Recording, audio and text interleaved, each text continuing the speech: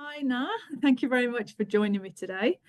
With Um, pleasure, Ella. so we're recording this session, I guess, to share a bit of information about yourself and about the programme for the incoming students, I guess, who will be enrolling in September 2025. We're going to have a live Q&A session in a few months in March, the 6th of March. This is an opportunity for them to kind of learn a little bit about the programme before they, I guess, sign into that live session to ask you some questions. So I'll just take the opportunity to introduce myself. My name's Ella Halfacree. Some of you might be, I guess, aware of me at this point. You've probably received an email from me, but I recruit for the programme. I handle admissions for the MSc Human Resource Management programme here at Trinity. I'm very lucky to be joined today by the programme director, Dr. Na Phu. So now I'll just maybe get you to kind of, I guess, introduce yourself, talk to us a little bit about your, I guess, position as the program director, but also your kind of specific research interests, if that's okay. Great. Thank you very much, Ella. It's great pleasure to be here. Hello, everyone. My name is Na. As Ella introduced, I'm a professor in human resource management. I'm actually the founder and also the program director for the MSc HRM in Trinity Business School, Trinity College Dublin. A little bit about myself. I actually come from industry engineer background where I did a PhD in HRM, and then I have been working in academic world for how many years, which I can't count. But in my teaching, my research, I really embrace the international network, industry partnerships, and also using evidence-based approach. That's brilliant. Thank you. Mhm. Oh, sorry, carry on. I was just thinking to tell more, but I think people can ask me any questions. Excellent. I suppose one of the questions typically we would get asked is about the structure of the program itself.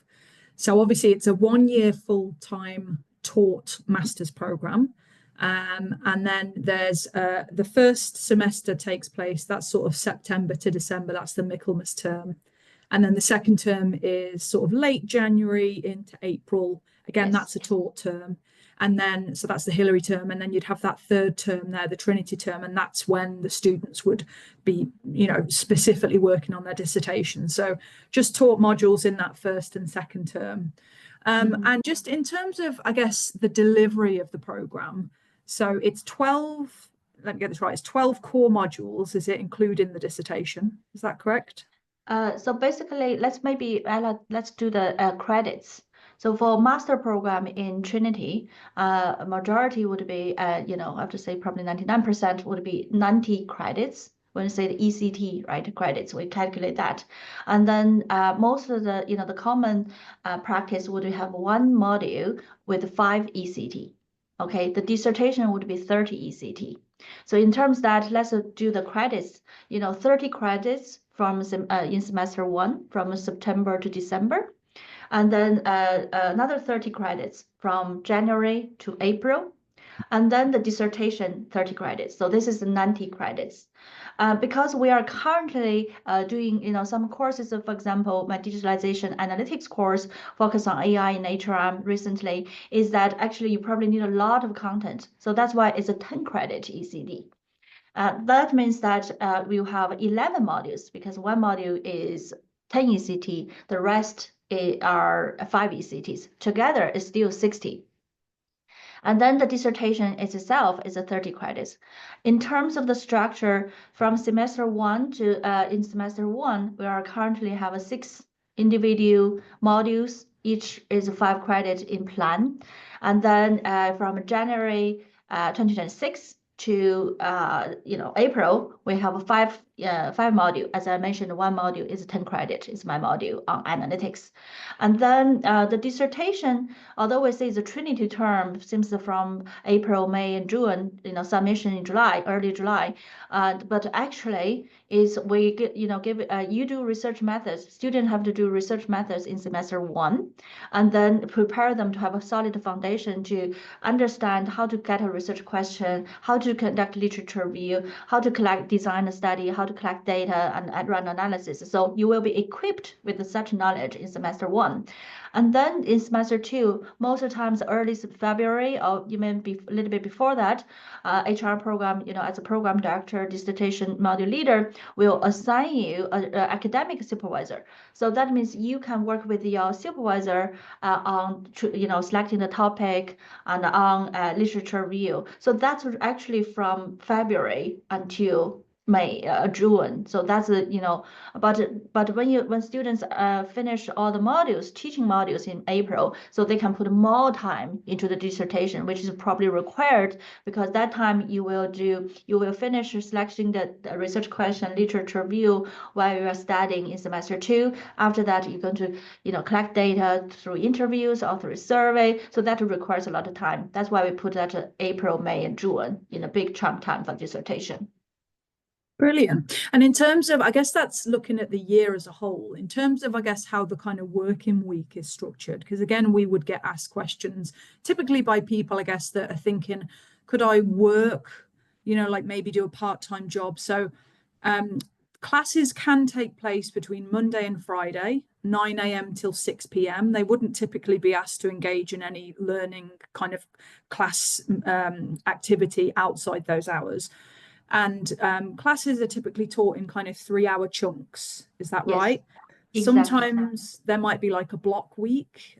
Typically, if there's maybe an adjunct that's flown in from outside Ireland and needs to teach, I guess, in one long block, in one big block within a week. And in terms of, I guess, like delivery, is it typically like assignments? Are there any exams? Is there lots of group work? Is there lots of kind of class discussion? Well, I'm asking this. I know there's a lot of group work. I speak to a lot of students. So I guess, yeah, did you want to talk maybe a little bit about the kind of way it's delivered? Yeah. Yeah, those are really great questions. Of course, when you enroll to a program, you want to know what's going to happen when I get there. So how we structure the timetable or the process of the program.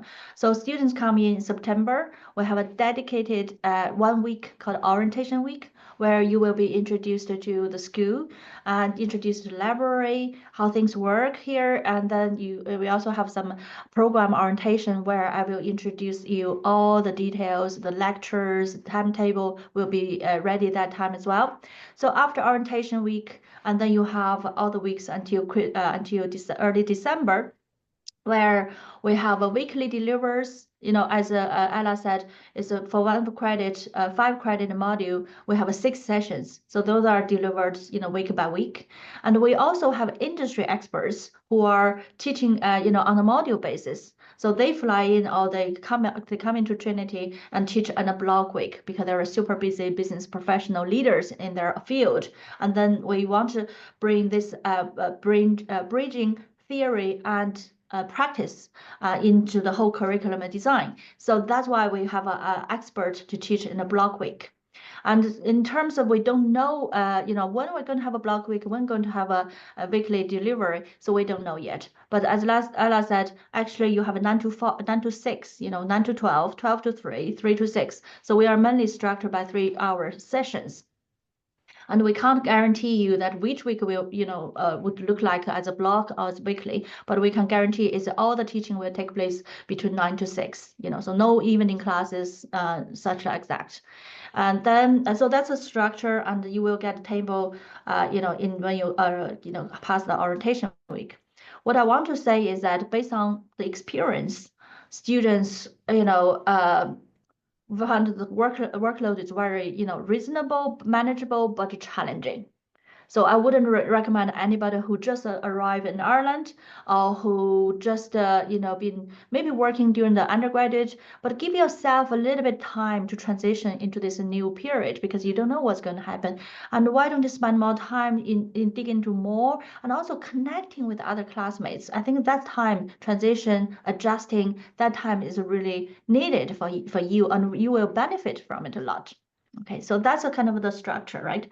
And what are other questions you just asked? Sorry. So I guess I was asking about the delivery in terms of, I know there's kind of group work. Oh, yes. And sometimes that can present challenges, shall we say. And my experience of speaking to students is that I guess while they're studying, And that kind of goes back to what you were saying about time management and whether or not it's a good idea to be kind of working whilst you're studying.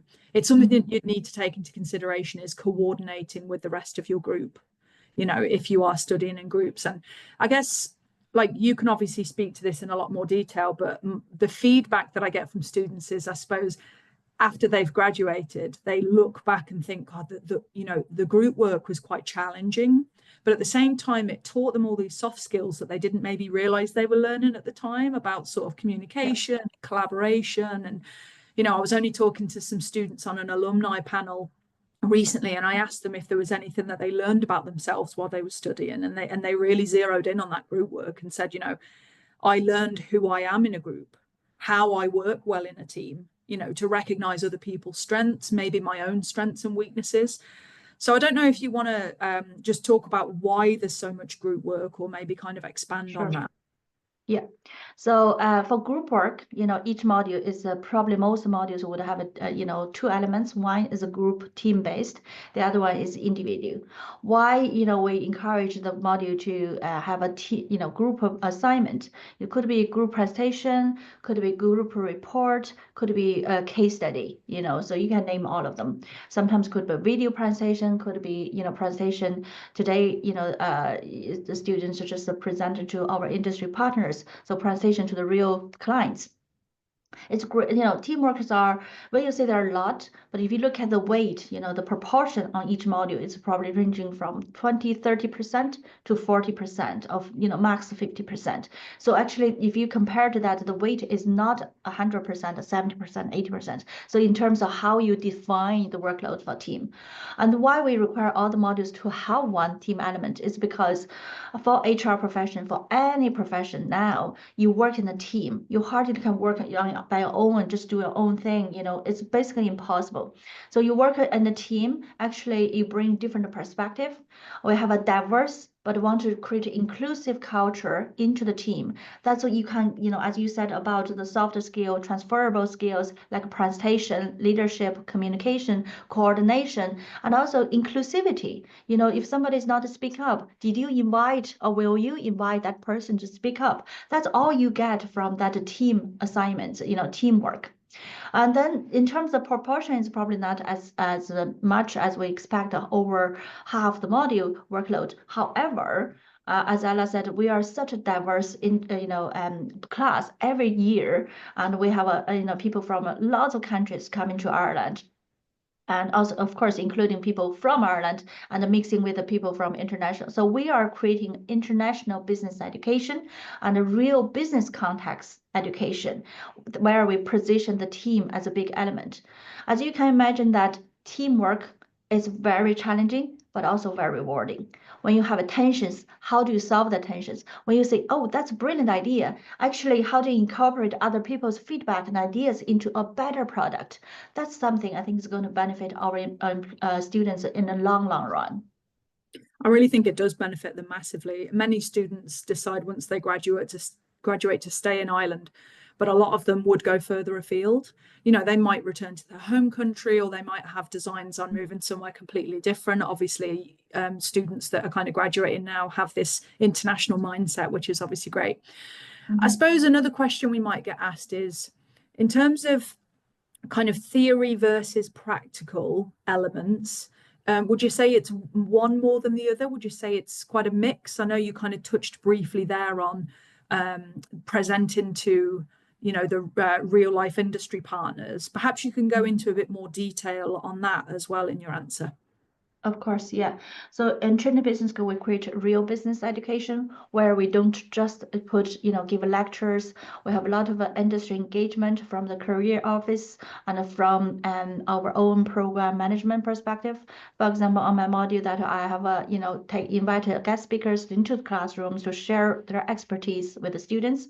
And then I take students out to do different company visits. And then companies give the real challenges that they are facing, and our students will do a strategic consulting project for that. So there's a whole ecosystem where you learn, you know, from experts, and then you give back your expertise. Of course, you can see this is a very challenging project. However, by doing that, you do desk research, look at the theory and then get the best cases and then analyzing, synthesizing what happened. So that's a key research skill. So I don't have a particular per se theory and practice what's a proportion, because they go hand in hand. You do research to inform practice, and then you learn from practice to theorizing the reasons for why it happened. So that's we require students to have a more strategic thinking, analytical mindset, being able to aggregate, to search, to find, to identify, and to synthesizing existing evidence to make a better decision. So this is really important on real organization management. And it's so kind of geared towards making them career ready then once they graduate. Exactly. There's a very smooth transition once they graduate from the program, because they know how workplace look like. They know how people be managed. They know, when conducting projects, on a project basis. And then once they know how to communicate in a diverse, inclusive way, and how to coordinate, how to manage their time, manage themselves, managing teams. So we try to equip the students through experiential learning, as a guest speaker, case study, and company visits, conducting strategic consulting project. So get them ready, and then actually it's not just about a job, it's actually help our students to achieve their full potential. Excellent, thank you, Na. I know that the program itself is aligned with a few external HR bodies, one of them being CIPD. Yes. And I guess the learning outcomes, because obviously HR is a very dynamic area. So kind of the trends and things are always changing. And I think the students, am I right in saying actually they're members of CIPD for the year that they're studying? So maybe you can talk to us a little bit about that. Of course. So being fully accredited by, the largest, three largest HR associations. So CIPD is one of them, Chartered Institute of Personnel Development. We also aligned with the SHRM, is the Society for Human Resource Management, and HR Certified Institute, HRCI. So basically those accreditation that, emphasize the curriculum design, the delivery, and the content, and it's all, embedded with the international standards, showing the high quality of the program. For CIPD, which is the majority dominated in Ireland, UK, and Europe, and also some other countries. So being a member of CIPD indicates that you are in a wider community who are dedicated to champion better work and better management. So that gives you a strong, reputation for studying this program, because once you enroll the program, and you automatically become a student member of CIPD. And then a CIPD organizes annual conference, annual student conference to, our students just attend the CIPD student conference, and where they benefit a lot, learn so much from industry, leaders in the field to keep everything on the trend. The other one is that to look at is that after you finish the course, you automatically become a member of associate member of CIPD. That continues your professional journey on the on people management. That give you accreditation, more credit, reputation, and also give you that community spirit. If you have any questions, you can link with other members. If you want to get a new policy, a new practice, new guidelines, CIPD will provide you updates. So overall, it's very strong association community for all the HR professionals. Thank you, Na. Thanks for talking to us about that. I suppose moving away from the content of the program and its accreditations, in terms of who this program is for, so some of the programs in the business school, you would need kind of prerequisite level of education, maybe in the area of business, or something finance related or something like that. But this is more of like a conversion course, isn't it? So yeah, exactly. I guess it's more generalist.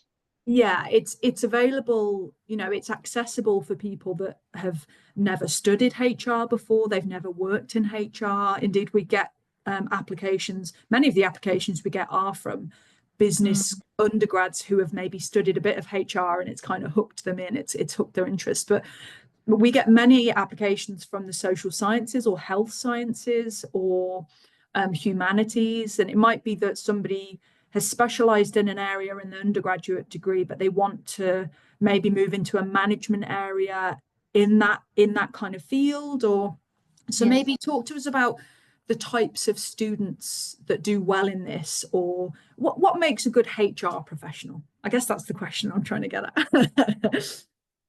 Hey, actually, this is I don't have the answer myself, but I have so many ideas. But I listened from the CEO panel. In one organization, for a company to survive and thrive, HR is really critical because people are the most important, valuable asset to the organization, right? So for HR to be successful, is that you care about people, you also care about the business. Sometimes they could be fully aligned. Good business, they provide more investment in people. Good people drive better business outcomes. But sometimes could be a tension, because it's between profit and people, right? So for HR to be successful, that you need to really balance or integrate it for companies to empower people and to drive a business. Okay, so that's overall. In terms of background, as myself is from interdisciplinary research, where I'm from industry engineering. In the past few years, we have students from social, as the discipline you just mentioned, from humanities, social science, psychology, but we also have students from computing science, healthcare, and other engineers, because management, particularly people management, is everywhere, and everybody need to do that. How do you talk to people looking for feedback? How to give feedback to your people?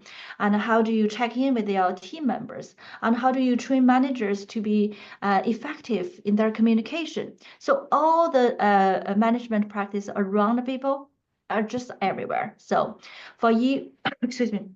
So we don't have a requirement for background because it's a more conventional and more generalist.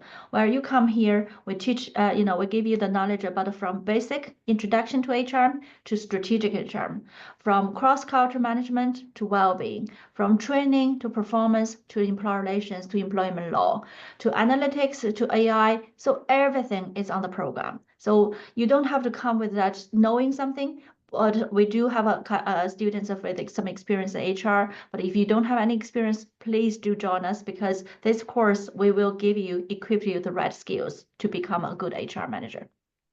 It's actually really exciting when I get to see the students kind of interact with each other, because the class is so diverse.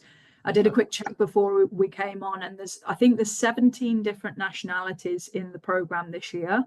And, Yes. The vast majority of people that come onto the program would be kind of fresh graduates, so around sort of 23 to 25 years old. But again, every year there's always a handful of people that have a bit more experience. So they bring that. The diversity of people's backgrounds means diversity of perspectives, opinions, approaches.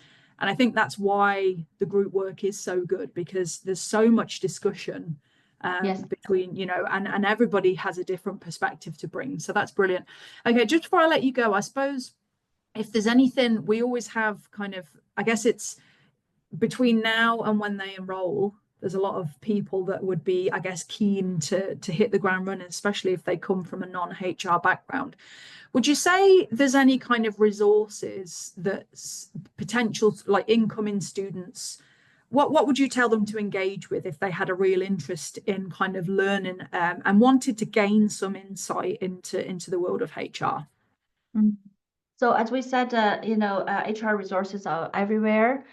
Personally, I would recommend, because we are associated with the CIPD, so I think maybe check the CIPD website, updates, newsletters, register them for free. And then the other one is if you have, don't necessarily to recommend any textbooks, because I don't want to be biased, because all the textbooks are great. But I would just say also focus on some real phenomena. For example, in your own country, look at the news, look at particular business news, anything related to people management, even, talking about from positive, investment in training, talent management, skills development, upscaling, rescaling, because currently every country almost is competing on the AI race. How to equip the citizen to have more digital technology skills. So that's a kind of a macro level. And then if you really want to dive in details, I think I shared a list of readings, sources, including journals and with different year students. I'm happy to share that list with you, Ella. and then, you know, students can have a look. But I mean, people management is everywhere. So kind of how to say, turn on your mindset, people mindset, observing people. Even when you go to, if you are working, observe your peers to see, you know, this is really not to say you're monitoring everybody, but have that people mindset. How could we have a better workforce, better workplace for everybody to have a, you know, better quality of life and work? That's the mission that HR professionals are. Thank you. No, that's a really, really positive place for us to end today. Thank you so much for your time. You've been very generous. I think we've gone slightly over what I initially planned, but I wanted to get this session recorded today to share with the incoming students, with potential applicants. And then, as I say, on the 6th of March, then next year, we're going to have a live Q&A. So anybody that's watched this can then log in and ask you some questions. So thanks again for your time, Na, and thank you everybody for viewing this. We'll share some information with you guys about the exact kind of time and I guess a link to join us then. So thanks very much. Bye now.